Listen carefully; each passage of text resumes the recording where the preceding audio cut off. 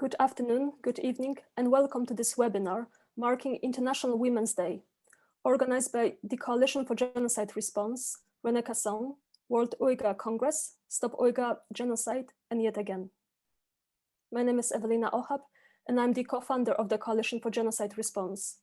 And I'm joined by a wonderful panel that I will introduce shortly. Today, we will focus on the issue of rape and sexual violence against Uyghur women and how Uyghur women's bodies are being turned into a weapon of persecution or genocide.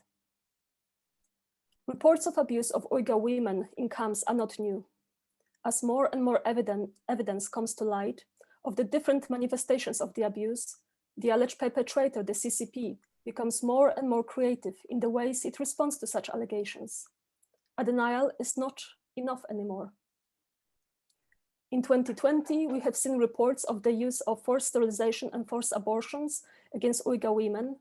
In January 2021, the Chinese embassy in the US tweeted that, and I quote, "Study shows that in the process of eradicating extremism, the minds of Uyghur women in Xinjiang were emancipated and gender equality and reproductive health were promoted, making them no longer baby-making machines. They were more confident and independent." End of quote.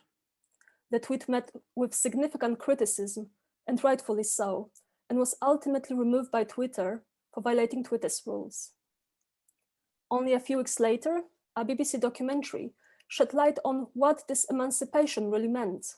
Apart from forced sterilization, forced abortions, also rape, including gang rape, sexual violence, and torture. The evidence suggests that Uyghur women's bodies were turned into a weapon of persecution indeed.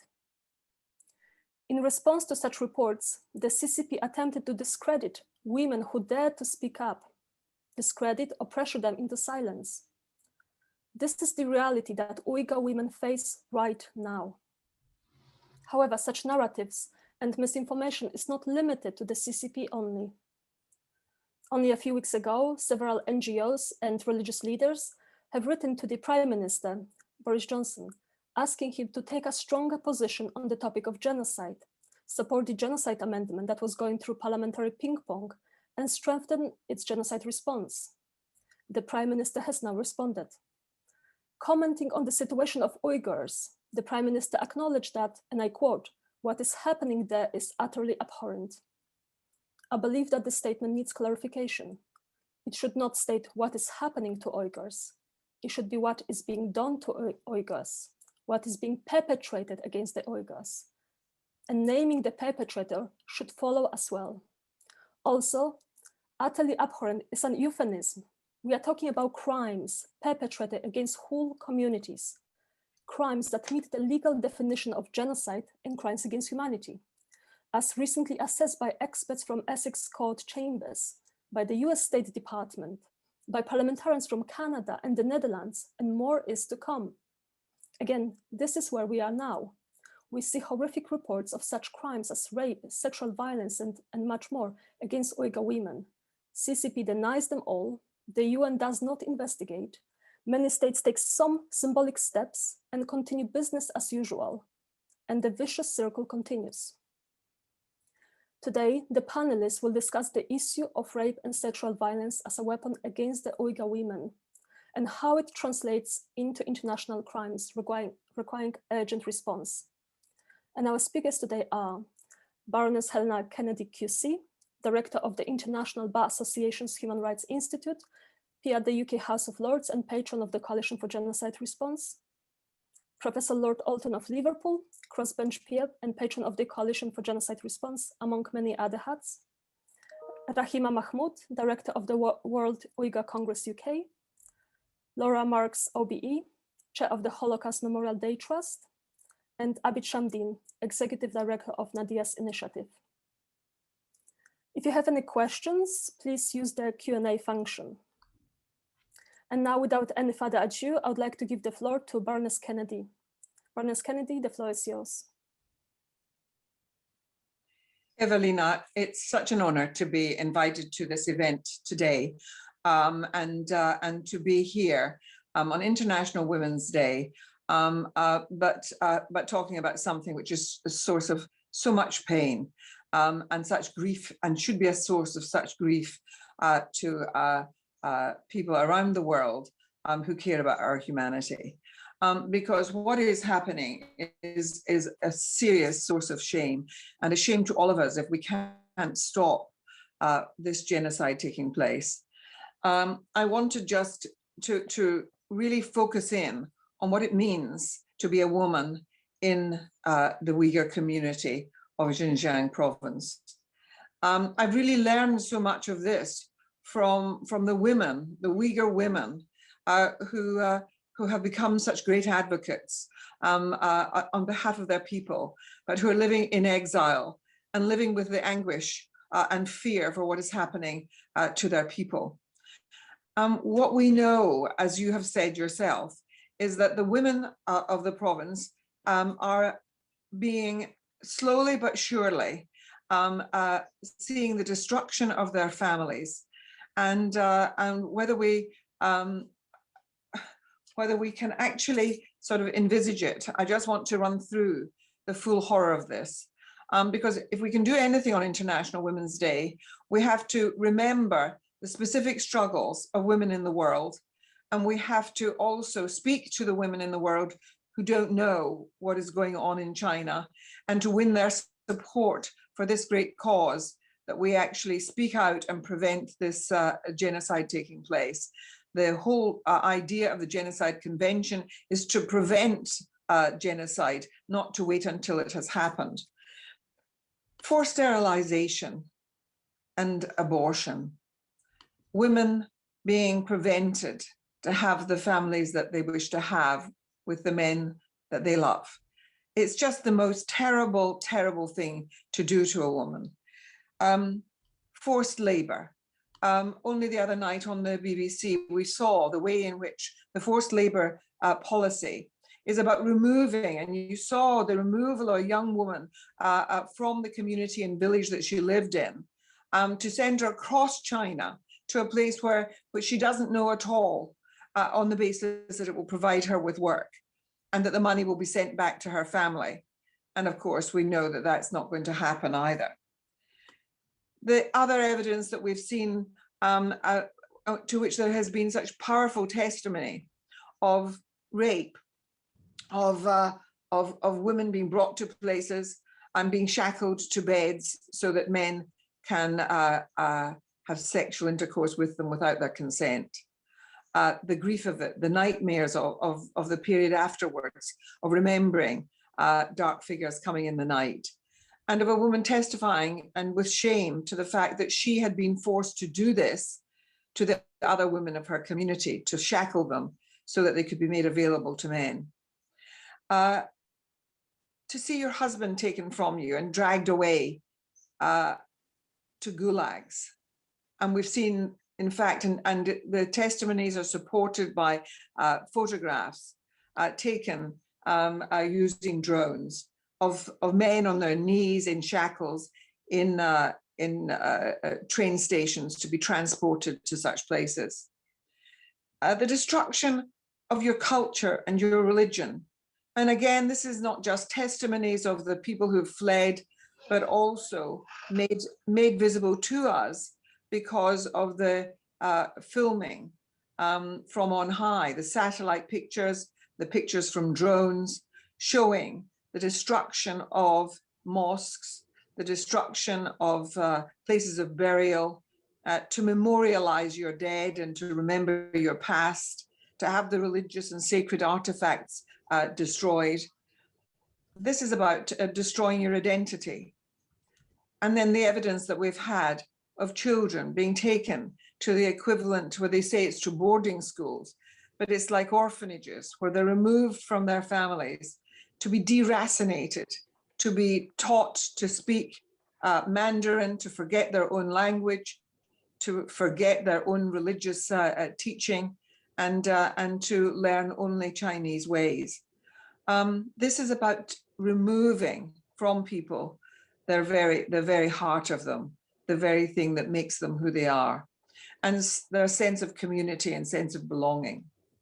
And so we should be grieving today. While we celebrate the many wonderful things that women have achieved around the world and the ways in which women are stepping into roles of leadership, there are also, I'm afraid, women in China who are effecting this kind of cruelty on other women, and of course doing so because they themselves are part of this horrifying regime.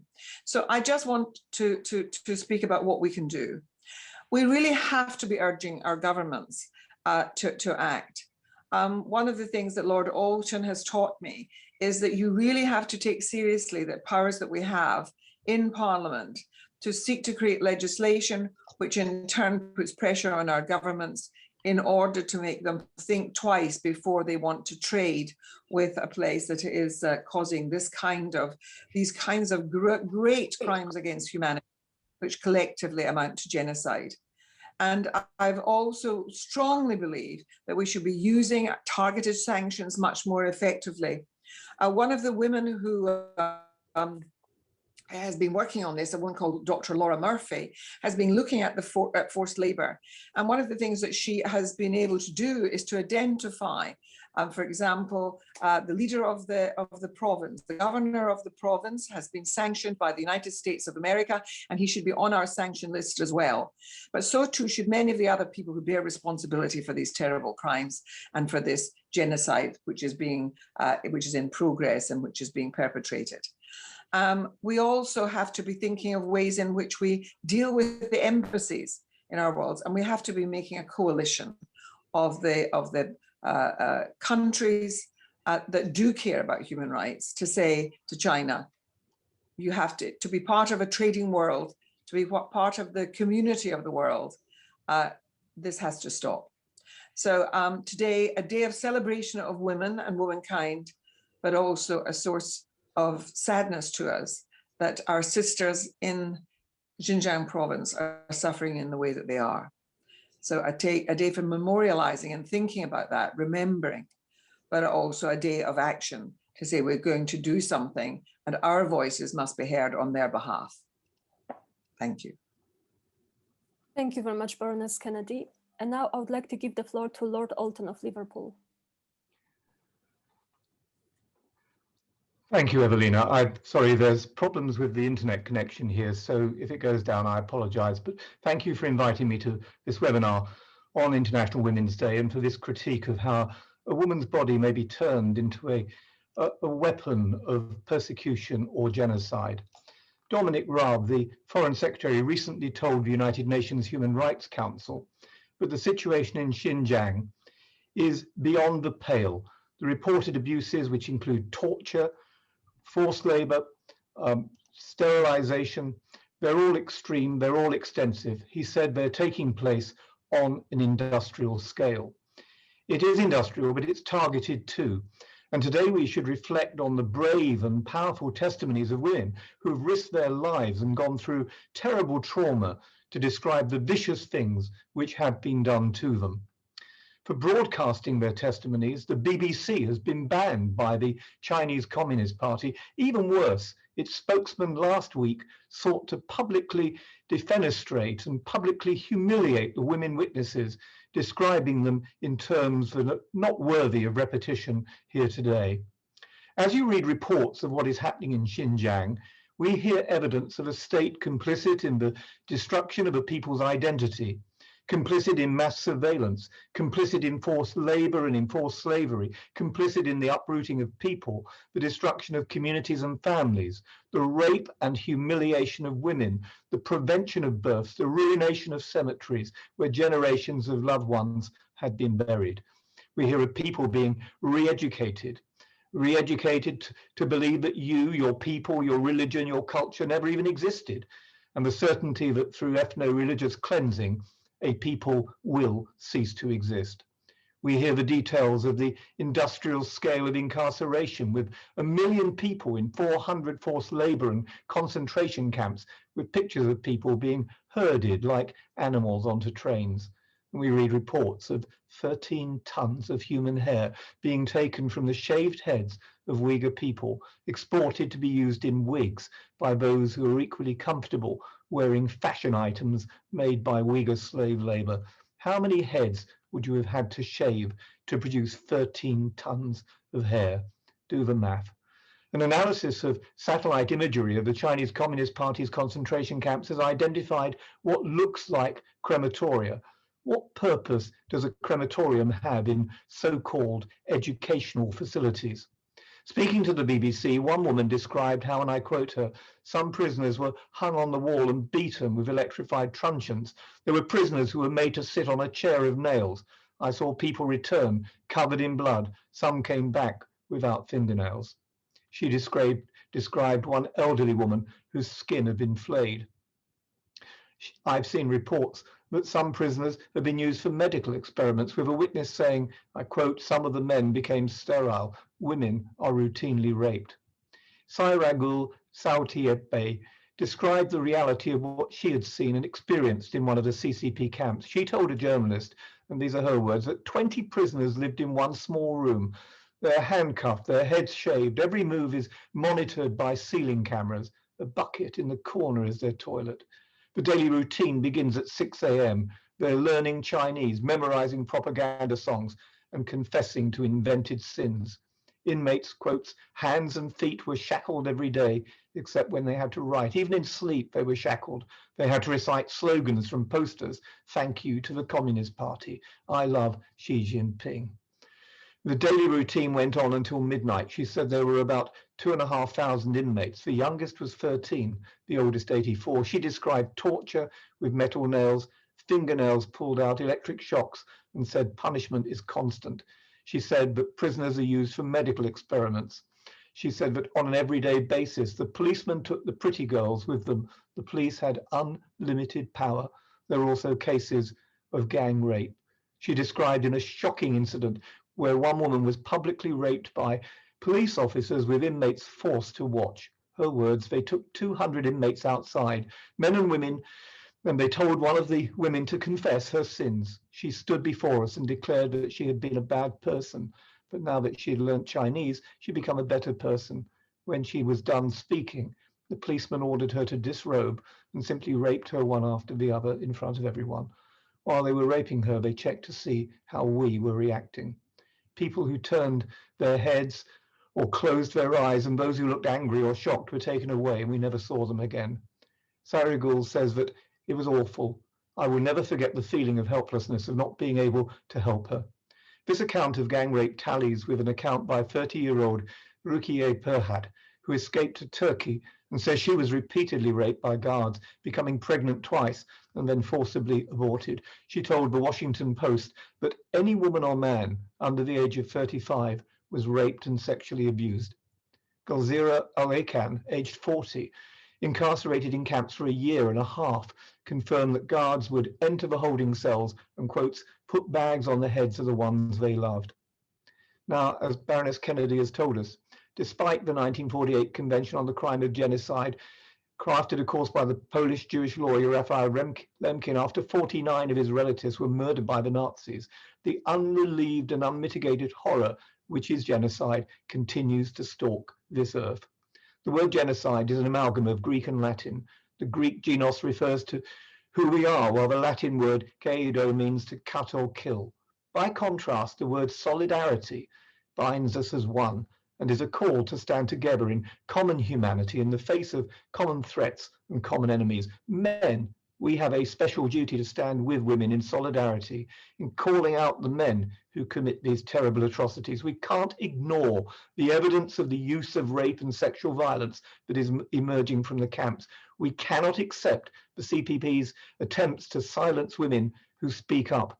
We need investigations and accountability. If CCP has nothing to hide, they should allow United Nations mechanisms to investigate. As the CCP tries to silence these victims and witnesses, we urgently need a UN mechanism that will collect and preserve the evidence of the crimes. And if we fail to do this now, too many people will be threatened into silence. Too often we fail to predict genocide. We fail to prevent genocide. We fail to protect victims of genocide. We fail to prosecute perpetrators of genocide. And we have failed to stop women's bodies being turned into a weapon of persecution, of genocide. I still have before Parliament a genocide amendment, which is a modest attempt to begin to address some of these failings. And I hope that today's webinar will encourage people who hear or listen or see this webinar to write to the Member of Parliament, urging them to support that amendment. Thank you for listening. Thank you very much, Lord Alton. And of course, the genocide amendment will be going to the House of Commons in the next couple of weeks, and we'll also post a link to more information about the genocide amendment in due course. And now I would like to give the floor to Rahima Mahmoud. Rahima, the floor is yours. Thank you very much, and thank you so much for organizing this event. And it's really an honor and a privilege to speak after Baroness Kennedy and Lord Alton. And first of all, I would like to say to all the women, happy Women's Day, International Women's Day. It's a day we're supposed to be really celebrating.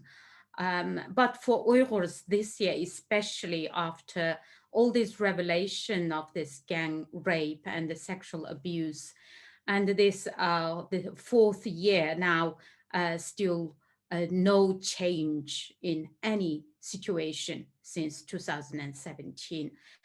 And for us, it is like a day of mourning. Maybe this, I could say, is the darkest period of the histories for Uyghur women. And at the same time, I would like to say thank you from bottom of my heart to the very brave Uyghur female survivors who provided us so much details of what is happening in this horrific prison camps. And I would like people to remember their name: Mihrigul Tursun, Gulbahar Jelolova, Zumrat Davud, Sayragul Saudbay, Gulzira Abul Khan, Tursunay Ziyavudun, Qalbinur Siddiq, and Gulbahar Haitwaji. And two of them are Kazakh women, and the rest are the Uyghurs. So without them, I don't think we would have heard or would have known all what we know today. So I think we must remember and show our deep appreciation. And it is extremely difficult, as Lord Alton already mentioned earlier, how the Chinese officials are trying to basically telling the world that all these women, all these people who are giving evidence, they are the liars, they are liars. So in one of the press conference, the Chinese official holding Tursunay Ziyavudun's photograph, he said she never spoke about torture when she was in Kazakhstan, only several months after arriving US and having had some training from the US organizations. And then she started telling all this horrific lies and try to tell the world that how bad the CCP is. But the reality is that from the very beginning, very first interview, when she was interviewed by the Radio Free Asia, and I translated her account. And towards the end, when the reporter asked her, have you, or are you aware any sexual abuse that is happening in the camp? And she just burst out crying. And then she said, oh God, please help us. And from that reaction, we knew that something must have happened, or she must know this is happening in the camp. And it was true in the end. So the CCP officials, they are trying to discredit every victims, the witnesses. Also, Sayragul Saudbay, after she spoken to journalists and revealed this really horrific gang rape case. Straight after, there was a video posted by the Chinese government interviewing her loved ones. And so obviously it's a forced kind of made up cases that she never worked in any camps, and she actually steal money from others and never returned their money. And this is such a horrible kind of campaign that instead of apologizing to these women who experienced such horror, unbearable horror, and yet even when they come to free countries and to tell their stories, then they get this kind of terrible attack from the CCP. We have been speaking about the sexual violence in camps, but from the interview that Qalbinur Siddiq given, that she mentioned about the double relative program or becoming relative program that gave 1 million cadres, mostly male, was deployed to live with Uyghur families 5 days a month at least. And most of these Uyghur families, the male, the adults were already taken to camps. So this left Uyghur women in a very vulnerable situation. And we call this state-sponsored rape as well. So Qalbinur mentioned about when she was there, and she also had this relative, a relative who came and stayed with them. Even with her husband, she experienced this sexual harassment. So this situation in my country at the moment is not just limited to the camps. It's every Uyghur woman, even teenagers, they are at risk. They are extremely, extremely at risk. And the international community really, really needed to do something to prevent this, to stop this.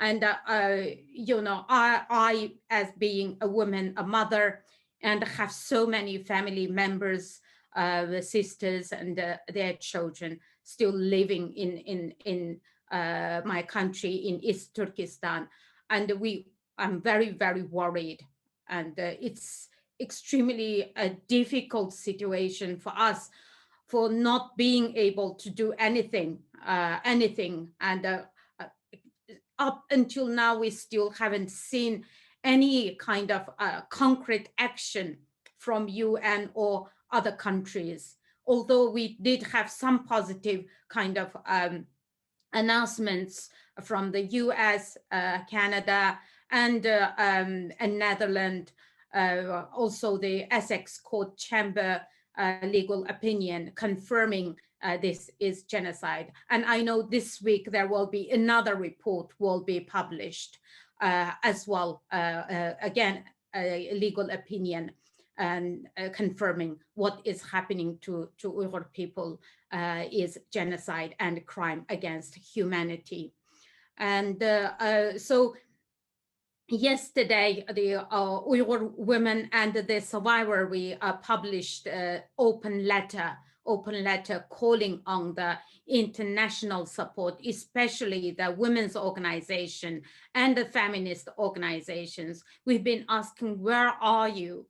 I'm sure you have heard, must have watched the news about what is happening. You can't say, I didn't know.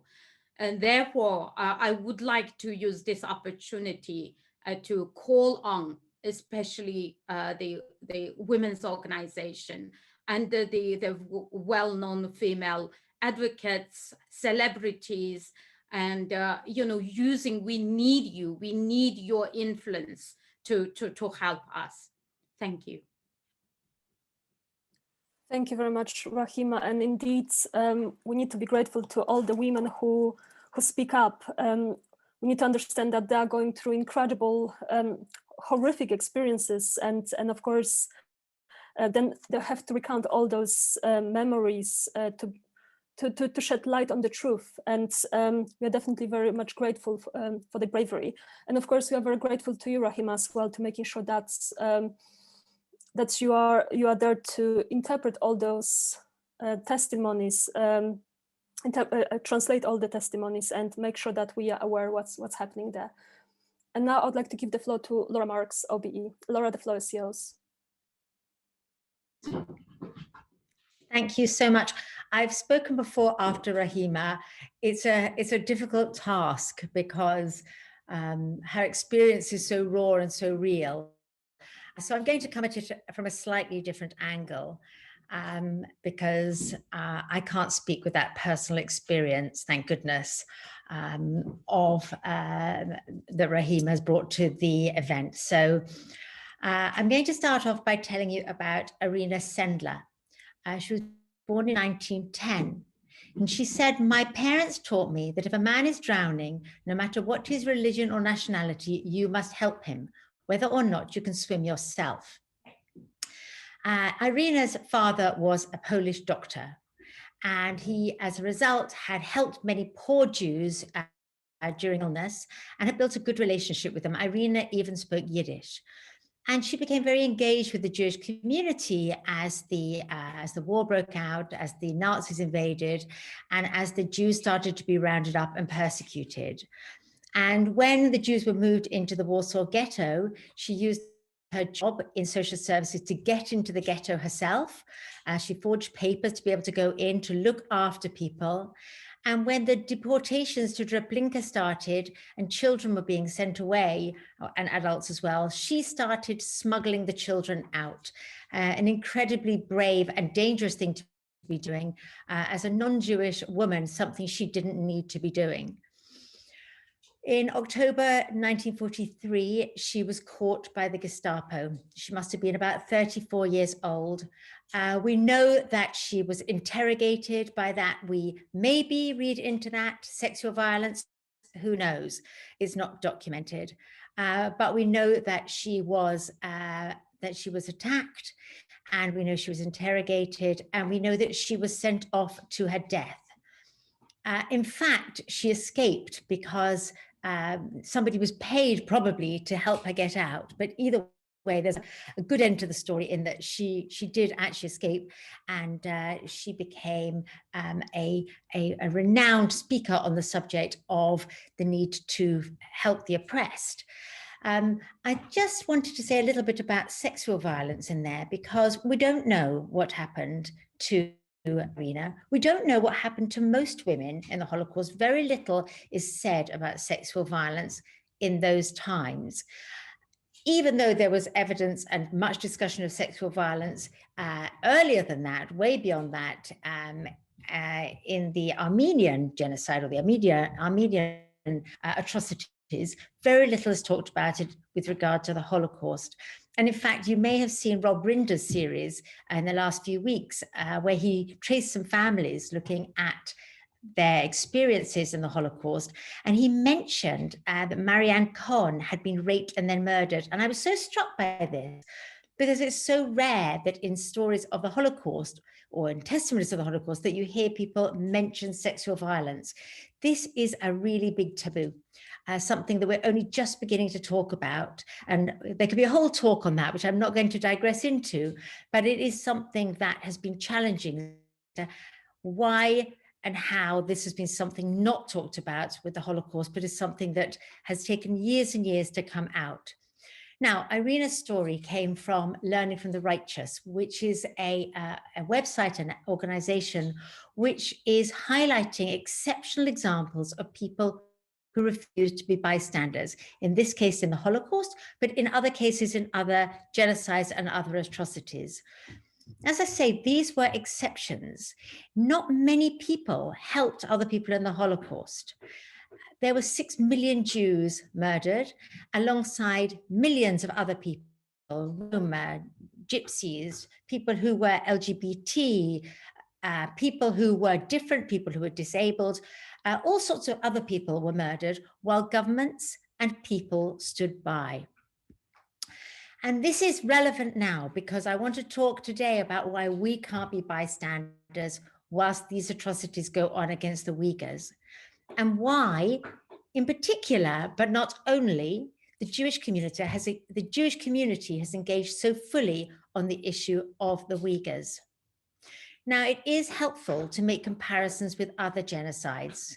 They're all based on identity-based persecution. They all go through stages, the stages of genocide. They all involve genocidal acts. And without getting into definitions of genocide in the case of the Uyghurs, we know that there are acts there, and there are systems there, and there are processes going on there, which lead us to believe that there is genocide going on there. There are other similarities with the genocide too. All of these things start with language. Every type of atrocity starts with language, identity-based language. And we can see that today. In Britain today, we see language which is based on people's identity and completely unacceptable. Now, it doesn't always lead to genocide, thank goodness, but all genocide starts with the language.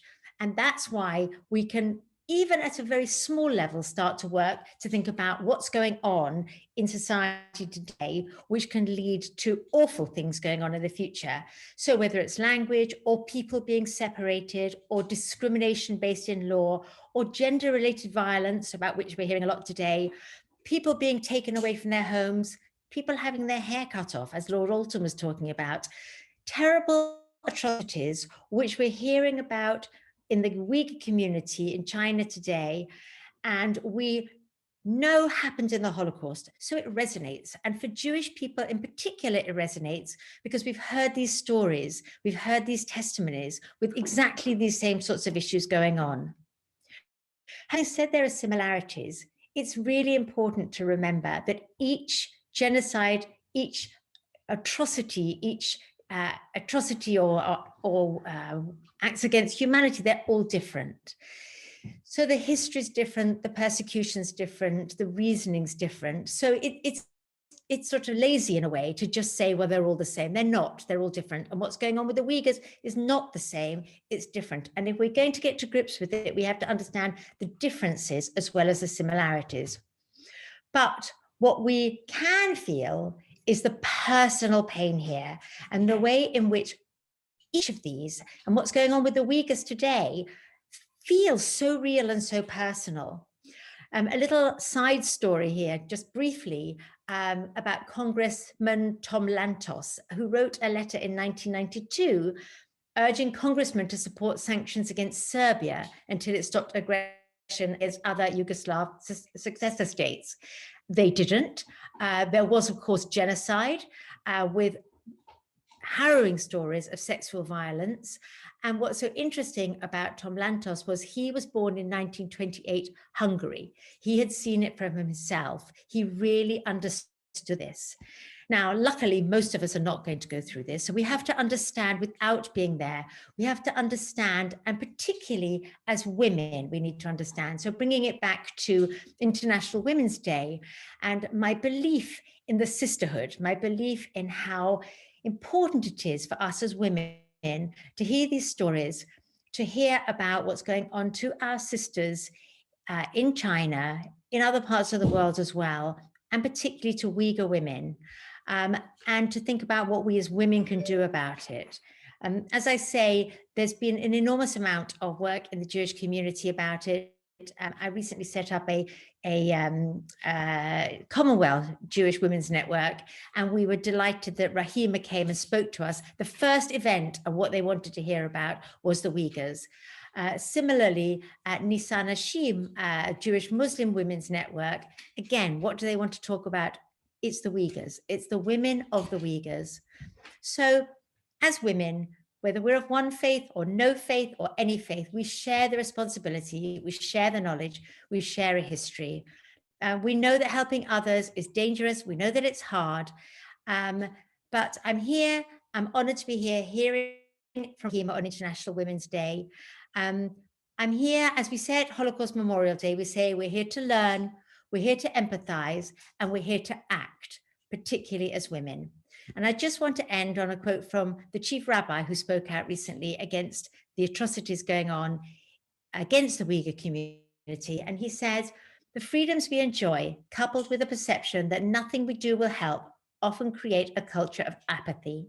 Time and again, history has taught us that it's precisely such apathy that permits hatred to flourish. The Talmud teaches we are not expected to complete the task, but neither are we free to desist from it." Thank you very much. Thank you very much, Laura. And now I would like to give the floor to Abid Shamdin. Abid, the floor is yours. Thank you so much. Thanks everyone for your comments. I will, over the weekend, as I was trying to also myself educate myself on the issue of the Uyghurs and learn more about this this topic, and hearing from other speakers, I saw heartbreaking trends that are familiar, unfortunately, similar to what happened to Yazidi women and the Yazidi community as a whole in Iraq. Early on in 2014, I remember there were clear signs before the attack took place against the Yazidi community in Iraq that the community as a whole, it was in danger of being persecuted. And ISIS had clear genocidal intentions against the Yazidi community and other communities. And those signs were not taken seriously, unfortunately. The ISIS's views of sexual violence as a weapon of war was pre-planned, and there is evidence, and there are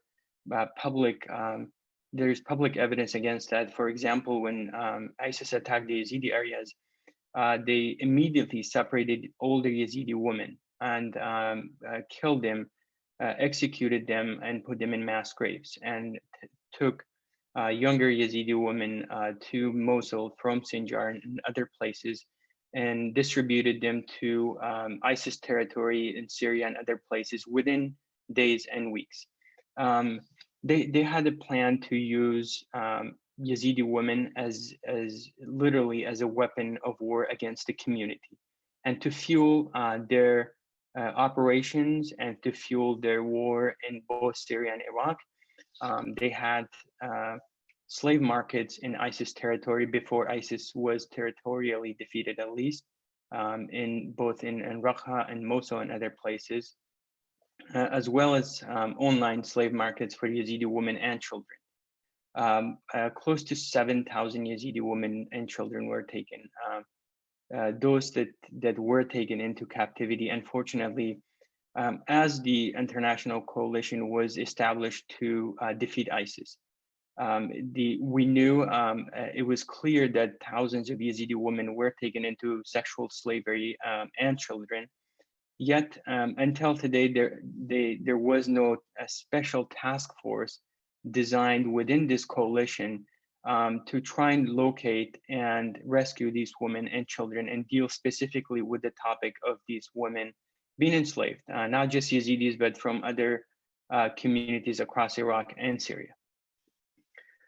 While in captivity, also, there were very similar trends, as Lord Alton mentioned, and others, that saw forced labor. Yazidi women were forced to become workers for ISIS members in Syria and in Mosul. Children were used and women were used to sell and used on money to operate their to continue their operations in Iraq and Syria. Yazidi families up to date have paid thousands and thousands of dollars in ransoms through smugglers and irregular networks to try and rescue their family members. When these signs are there, when the information is available to us, it's crucial to act swiftly and comprehensively. It has been 7 years since the Yazidi community was attacked, and especially Yazidi women. In the past 7 years, there has been no comprehensive plan either from the government or the international community to try and respond to the issue of enslaved Yazidi women and children. And unfortunately, we are seeing that this issue, as ISIS intended, is shattering families and dreams within the Yazidi community. It has torn the fabric, the very fabric of the community, because of these women and children that are missing. Women have been raped and given birth to children. This whole issue of women and children being enslaved has created another trauma on the top of the trauma from the Yazidi genocide within the Yazidi community. And I was just reading an article this morning that was published, unfortunately, from the 2,700, 800 Yazidi women and children missing. Currently, there are still online slave markets. Can you believe that? Online slave markets selling Yazidi women and children in Syria and Iraq, and also in Turkey, to one another. And families are struggling to come up with ransoms to rescue their women and children. And when survivors of sexual violence come forward and tell their stories and relive the trauma, when they tell their stories, they expect action. Sympathy alone doesn't get them anywhere, and sympathy alone doesn't help these women to be rescued, and doesn't help these women to recover. Right now, as I said, with regards to the Yazidi women, except for those that have been relocated, for example, to Germany, Australia, Canada, their needs have been met, and they have been provided with adequate support that they need to recover from the trauma they lived in sexual slavery. But those that remain in Iraq, and those are in hundreds, live in IDP camps, displaced inside their own country for the past 7 years, trying to deal with the trauma they have gone through inside tents that were set up by the UN 7 years ago, only a couple hours away from their homeland, unable to return home, unable to locate their family members. And so it's important to when stories are told, to respond. And today the matters are different because we can get this information in real time. As I said, there's information available that there are markets of Yazidi women being bought and sold online, and there is information that we know the Uyghur women are being used for forced labor and are raped. The international community must act, and there's got to be a system in place to respond to these kind of events. First, the first step obviously is to try and prevent when there are signs. But when we fail to prevent, then unfortunately what happens is that there is no comprehensive response to these events. And then we move on to the next issue. From what happened to Yazidis, then because the story gets old, we move on to the next one, and the needs of the survivors of sexual violence are not met, and they are left with the trauma they have gone through without proper support. Thank you so much. Thank you very much, Abid. And indeed, can I just, Evelina, sure. explain to that I'm afraid that I'm having to leave you a little bit before we complete and before questions. But I see that one of the questions that was being asked was about can't we use the international courts? And one of the problems is that China hasn't signed up to the International Criminal Court. And that's the court where you take individuals who are inflicting these things, someone like the governor of this province, or someone like the person who's running some of these camps. The fact that China has not been a signatory to the Treaty of Rome means that that can't happen. The court that we would be hoping to take China to, the International Court of Justice, on the grounds of the whole of China as a nation, is the International Court of Justice. That's the court where nations are brought as nations by another nation. Unfortunately, China, as one of the Security Council countries, has a veto on what can go before that court in terms of this kind of allegation. So I'm afraid we do not have at this moment access to justice in international courts. And so we have to find other mechanisms. And it's why David Alton and I have been involved in trying to find a way of declaring this as a genocide in the British Parliament, and using our most senior judges to do so. And let's hope that the vote, what you should all do is write to your members of Parliament in Britain if you're here. Write, it doesn't matter whether you're a citizen or not, write to members of Parliament and ask them, especially if they're Conservative members of Parliament, because they have the majority in government, and ask them to vote for the Uyghurs to end this genocide. I'm going to say goodbye now. I'm sorry. Thank you. Thank you very much, Baroness Kennedy. And indeed, Baroness Kennedy already started responding to one of the first questions in terms of involving the International Criminal Court. It is very important also to mention that there is one case, or there is an attempt to bring a case before the International Court of Justice right now. And in this case, the lawyers who are involved in this case are trying to apply the same argument that has been used in the case of Bangladesh, Myanmar, that is before the International Criminal Court. And the argument over there is that while, of course, one of the countries where the atrocities are perpetrated is not a state party to the Rome Statute, another country where the communities have been forcibly displaced are. So the British lawyers working on this case are using the same arguments in the case of Uyghur communities. Unfortunately, in December last year, the Office of the Prosecutor said that at this stage, the Office of the Prosecutor is not able to proceed with this case. However, they requested further information, and the lawyers continued to cooperate with the Office of the Prosecutor, and I believe we should hear in due course whether there is any progress there. And of course, right now we have some time for questions and answers. You've sent a number of questions and we'll try to address some of them. But maybe just starting with one of the questions that was mentioned a few times, what can we do and how can we engage especially women on this topic? And this is something that we discussed it with Rahima and with Mia from René Cassin on a number of occasions. And if I could give the floor to Rahima to restate her previous request, because of course Rahima already mentioned it, her call for women to work together on the topic and to speak up, because of course at this stage, not many organizations working on women's rights are involved. Rahima?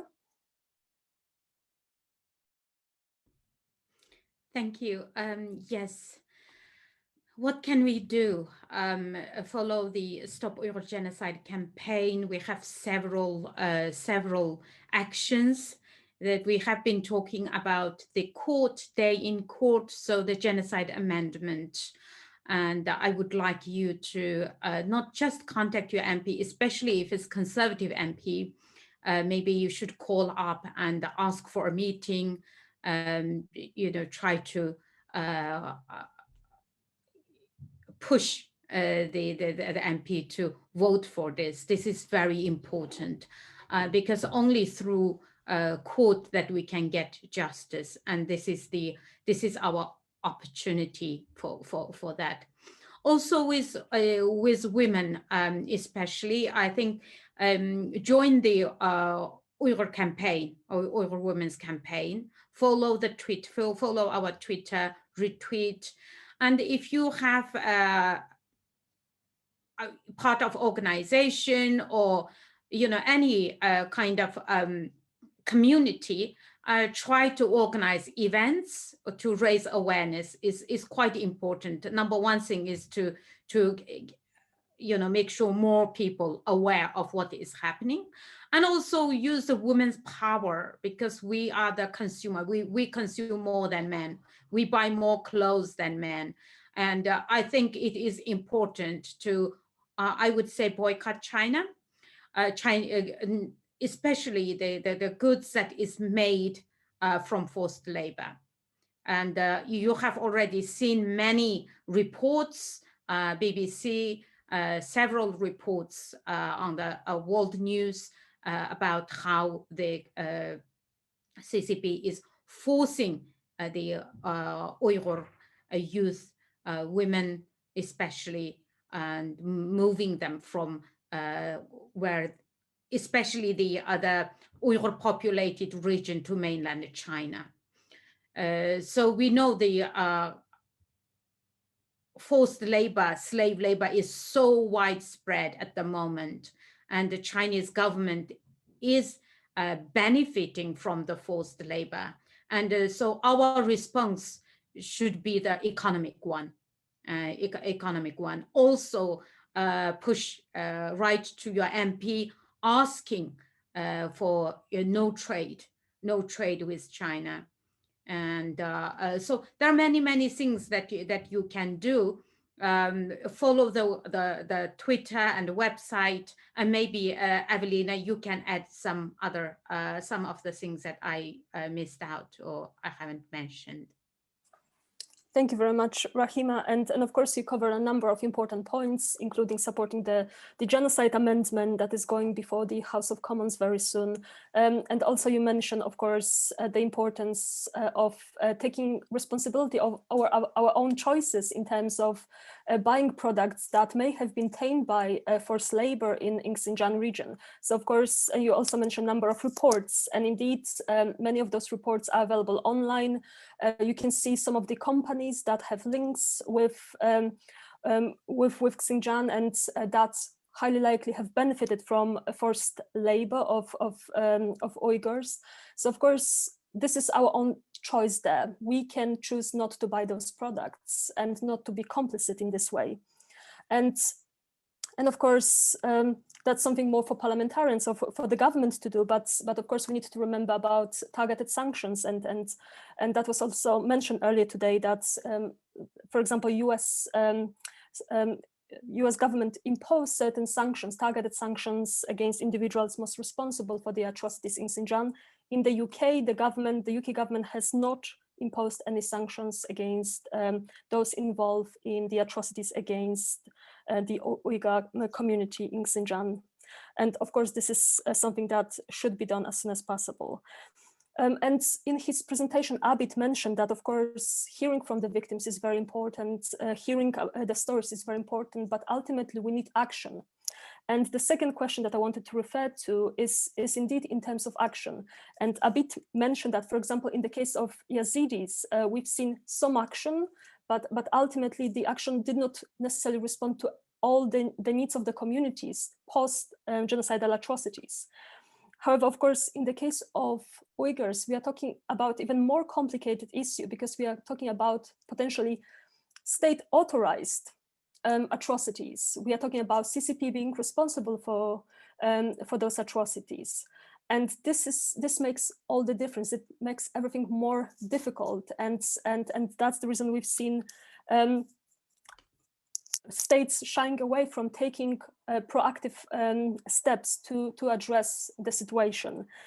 But one of the questions was in relation to engaging the UN Human Rights Council, and of course we can talk about action at the General Assembly, maybe not at the UN Security Council, mostly because of course China has a veto right over there, and any resolution tabled before the UN Security Council would highly likely be vetoed.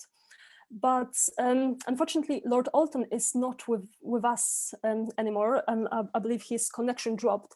But we've been working with Lord Alton on 2 different resolutions. One of the resolutions is a UN Human Rights Council resolution that would establish a fact-finding mission or commission of inquiry for Xinjiang, for China.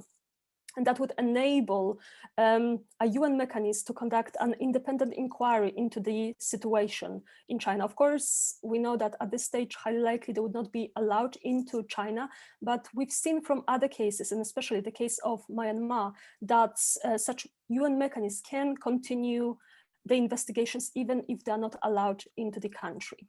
So of course, we should not disregard this, this option. The second resolution that we've been working on is a UN General Assembly resolution establishing a mechanism very similar to the IIIM that was established for Syria. And this mechanism also collects the evidence of the atrocities, but in a way that, that this evidence could be potentially used in future proceedings, criminal proceedings against those most responsible for the atrocities. So yet again, this is a very important option that, that we should consider. Unfortunately, at this stage, we still don't have enough support to ensure that once it's tabled, it will succeed. But we definitely should continue thinking about those options and make sure that sooner or later, one of them is followed through, because ultimately at this stage, we need proper independent investigation of the atrocities, and we need the UN being fully involved and taking next steps. And if I could give maybe the floor to Abid for a few minutes, just to explain maybe some of the steps that were taken in the case of Yazidis, that if you are able to comment, for example, on the UN Security Council Resolution 2379, that of course established an investigative team to investigate the situation in Iraq specifically and the Daesh atrocities. And maybe just a few brief comments in terms of what do you see, what is the benefit of such investigative team collecting the evidence and making sure that, of course, this evidence is not being lost? Sure, thank you. So in the case of Yazidis, obviously there is public evidence, as ISIS posted constantly about what they did to Yazidis in general, but also the stories of Yazidi women in captivity, and their public testimonies and their private testimonies as well. All this evidence is available to be used. If we compare this to the case of the Uyghurs, unfortunately, as Helena mentioned, we have China on the other hand that can block such resolutions in UN mechanisms at large. What's important to mention is that it took about, I believe, 2 years at least, advocacy from Nadi Murad, Amal Clooney, and others to get UN members to agree on passing a resolution and establishing UNITAD, which is tasked to collect evidence that will hopefully be used. So the first step was to convince nations to pass this resolution at the UN, that then led to the establishment of this UN body, UNITAD, to collect evidence of ISIS atrocities in Iraq. It's not specific to sexual violence, unfortunately, but it's comprehensive. It includes testimonies about survivors and that can be used for these cases. Despite all of this, now evidence is being collected. We have, for example, in Xinjiang, over 84 mass graves that have been discovered. Some of them have been exhumed, and testimonies of female survivors that were able to escape or were rescued by their family members have been provided to UNITAD. All of this evidence now is sitting with UNITAD at the UN. Our goal is to continue to push for this evidence to be used in a proper court to prosecute ISIS perpetrators for their crimes against the Yazidi community, but other communities, and also specifically for widespread campaign of sexual violence against Yazidi women. This takes a lot of time. Unfortunately, even though the evidence is now being collected, we know these crimes have taken place. The international community has not agreed to use this evidence somewhere. The Iraqi courts are now prosecuting some ISIS members, but they are not prosecuting them specifically, putting them on trial specifically for crimes of sexual violence against Yazidi women and enslavement at all, and genocide as well.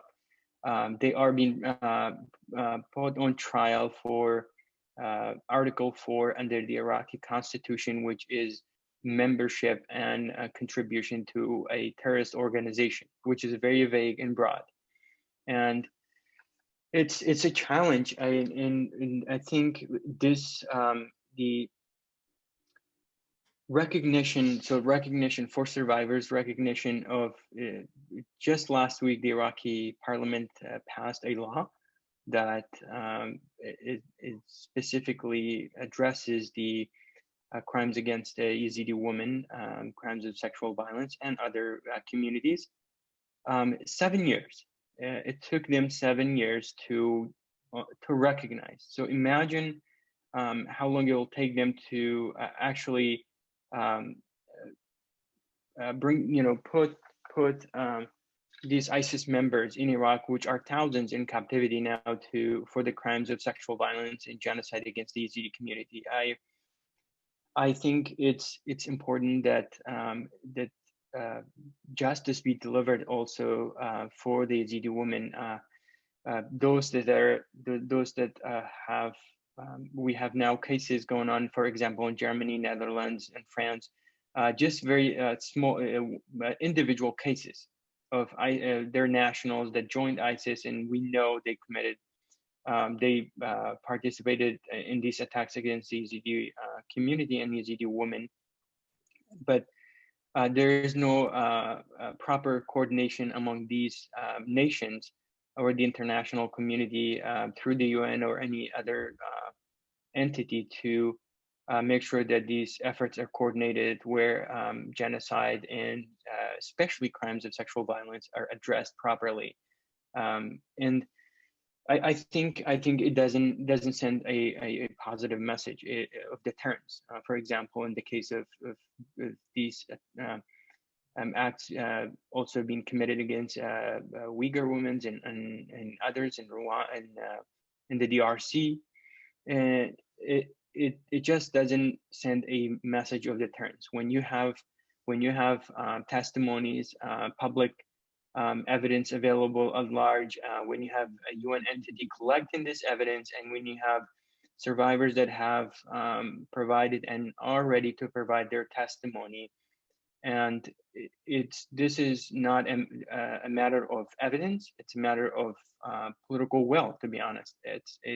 It just requires political will on the part of the international community to act on the evidence that is available, that yes, this was a pre-planned, systematic campaign of genocide and sexual violence against the Yazidi community, and we have the evidence now. Why not use this evidence and put ISIS on trial based on the evidence that is available to us?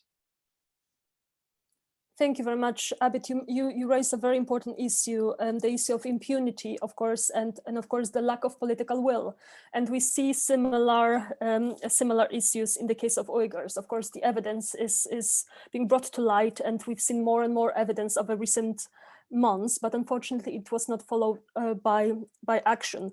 And of course, the issue of political will. I think this is something that has to be addressed. However, as in the case of China, there are other interests that unfortunately, it seems that they are taking precedence over the situation of Uyghurs who are still who continue to suffer from horrific atrocities. And I would like to bring Laura to the discussion as well. And of course, Laura mentioned how Jewish communities in the UK came together to shed light on the situation of Uyghurs, which has been very successful. And it was incredible to see the power behind this movement. And we have only a few minutes left of our meeting today, but if you could share with us some of your thoughts about what's been happening in the UK and the importance of getting together and shedding light on the situation of communities, even if you don't experience those atrocities, but you have memories of various atrocities that happened, for example, to Jewish communities. What can we learn from your experience of engaging on the topic? Well, it's quite interesting. You know, I chair the Holocaust Memorial Day Trust, and people often say to me, "What's your family's Holocaust history?" And interestingly, even though as a Jewish Ashkenazi family, of course, I have a history, my great-grandparents all came to the UK in the around the turn of the 1900s. So my personal family, my great-grandparents all came here. And people are surprised by that because I don't have parents, grandparents who were murdered by the Nazis. And I think that I feel the same about the Uyghur situation, is that for it to resonate, it doesn't have to be yours. And I think that these things can resonate and make us feel the need to engage, even if it's not our own personal trauma. And I think that for the Jewish community, it's close enough to our trauma to resonate with us. But what I really feel is that even if you have no faith background, no history of trauma, no reason to engage, actually what we need to do is engage as humanity. So it's easier to mobilize people through their communities. But the job that needs to be done here to support the Uyghurs is not religion or culture or community specific. It's about us as a community of the nation and of the world, actually, but here we are in the UK, or here as women. So the nation of women, the nation of British people, the nation of people who care to get involved. So yes, it resonates with the Jews because of our history, and therefore was relatively easy for the women to get involved, or for the Jewish community to get involved. But as I do with Holocaust Memorial Day, it's not unique. Holocaust Memorial Day is there to commemorate other genocides as well, and other atrocities going on today, including the Uyghurs. And that's not because we come from a particular faith or tradition background. It's because we are people and we are women. And so I would say this is something for all of us. Thank you very much, Laura. Thank you very much for your experience and sharing your experience with us. And I will give the floor to Rahima just before we conclude, but unfortunately we won't be able to respond to all questions.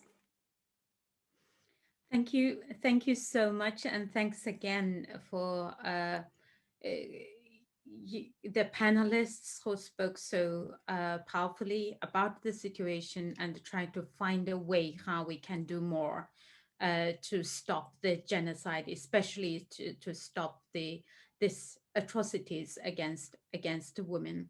And I would like just to add something that you can do really easily is, I believe Uyghur women, the video we shared, I believe it was yesterday or day before, if you can check the Twitter, because this hashtag, I believe Uyghur women, is quite important, because when this CCP official discredited Tursunay Ziauddin, on that day, actually, I called her and she was crying. So I said, what happened? Why are you crying? She said, someone just sent me this video, and this man, this evil man, is trying to tell the world that I lied. So it's very hurtful, because for someone who experienced such horror, still, living in this nightmare, and then seeing on the screen this powerful man and trying to discredit them. So every little thing can help, from just showing this support, showing that you believe them and you support them, and that is very important. Also, we have the Olympic campaign I didn't mention earlier. Stop Beijing 2022 Olympic is very important. It's a very important campaign, and I would like people also get involved, because we know Olympics should be a kind of celebration of this community, the whole world come together, celebrate achievements, and also, but the value and the very value that we believe, and China just don't have the honor, shouldn't be given the honor to host this Olympic. I don't see the difference, the Berlin 1935 Olympic, you know, and for that, I believe people also come behind this Stop Beijing 2022 or Genocide Game campaign, and very much appreciated. I saw someone actually posted about the asking me to say Xinjiang rather than East Turkestan. I just would like to give my voice to that question. And Xinjiang is a Chinese word. Even Uyghurs who doesn't speak Chinese, like my parents, find it very difficult to even pronounce that. It's a Chinese word. Xinjiang is not Uyghur word.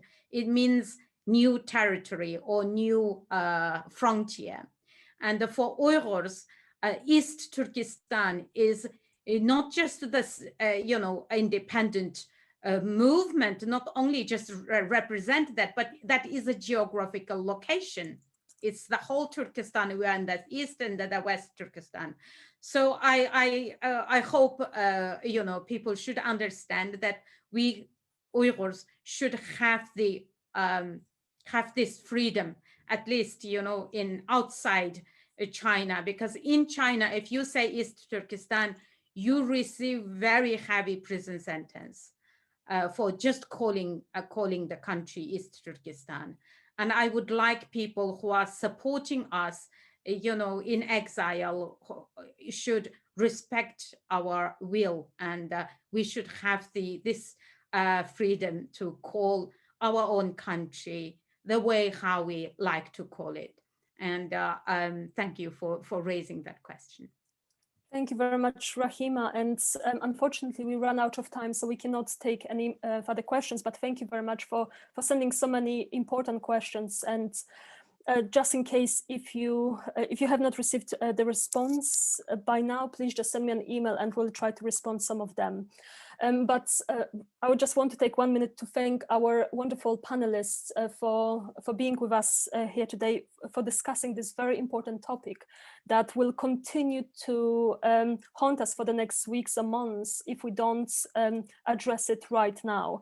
And I would like to thank also all attendees who join us today for their wonderful and important questions. And if you'd like to learn more about anything that we discussed today, you are very welcome to look at some of the links that are already shared in the chat function, but also look at the websites of the Coalition for Genocide Response, René, Cassin, World Uyghur Congress, Stop Uyghur Genocide, and Yet Again. And of course, I would like to thank also Abid Shamdin for joining us today and for sharing the very important experience from the case of Yazidis, from sharing the experience of the Yazidi communities and the long path towards justice, accountability, and some kind of support for the communities that they went through, and the incredible work that went into ensuring some kind of justice, accountability, and assistance to the community. And we definitely will learn a lot from the work that you've been doing and from the experience of the Yazidis. So thank you very much for joining us today, and I'll be in touch soon with further information about what's going to happen next. Thank you very much.